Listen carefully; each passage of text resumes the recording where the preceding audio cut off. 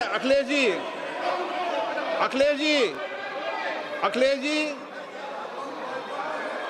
अखिलेश जी, महोदय, अध्यक्ष महोदय, ये अध्यक्ष महोदय, ये अध्यक्ष महोदय, आपको नहीं बोलने दे रहे। अध्यक्ष महोदय, अखिलेश जी, आपको नहीं बोलने दे रहे। ये मुद्दा कांग्रेस समाजवादी पार्टी बीजेपी का नहीं है, ये मुद्दा युवाओं और छात्र नौजवानों का है।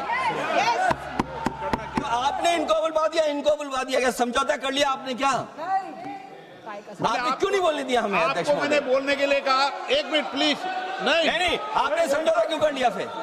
हम लोग का बात अखिलेश जी, नहीं, छात्र नौजवान क्या केवल? अखिलेश जी, एक मिनट। नहीं अध्यक्ष महोदय, अध्यक्ष महोदय, ये पक्ष ठीक नहीं है अध्यक्ष महोदय। ये युवा छात्र नौजवान हम सब पे हैं, हम सब लड़ रहे हैं उनके लिए, हम सब लड़ रहे हैं उनके लिए। और जब छात्रों की नहीं सुनी जाएगी तो सड़कों पे आएंगे। और जो सरकार ने व्यवहार किया है, इस्तीफा तो क्या है, इस्तीफा तो जब चाहेंगे तब मंत्री ले लेंगे, सदन के बाद ले लेंगे। लेकिन सवाल ये जो छात्रों के साथ व्यवहार हुआ है, उनके हाथ तोड़े, सर तोड़ा, उनके कपड़े फाड़े, क्या बेटियों के कपड़े फाड़ेंगे आप? हम और राहुल जी थे। अध्यक्ष महोदय, हम मजबूरी में गए हैं प्रधानमंत्री के आवास पर।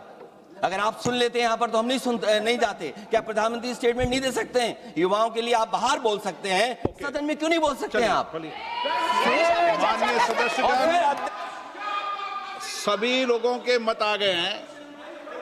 आप भी चर्चा चाहते हैं, ये भी चर्चा चाहते हैं और सरकार चर्चा करने को तैयार है।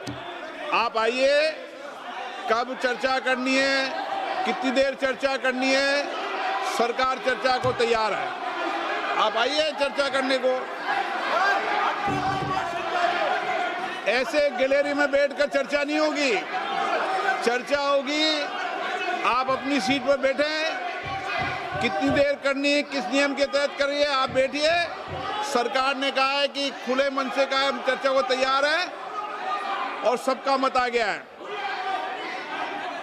अब आपके आपस के विवाद को मैं सीट पे बैठ के नहीं मिटा सकता।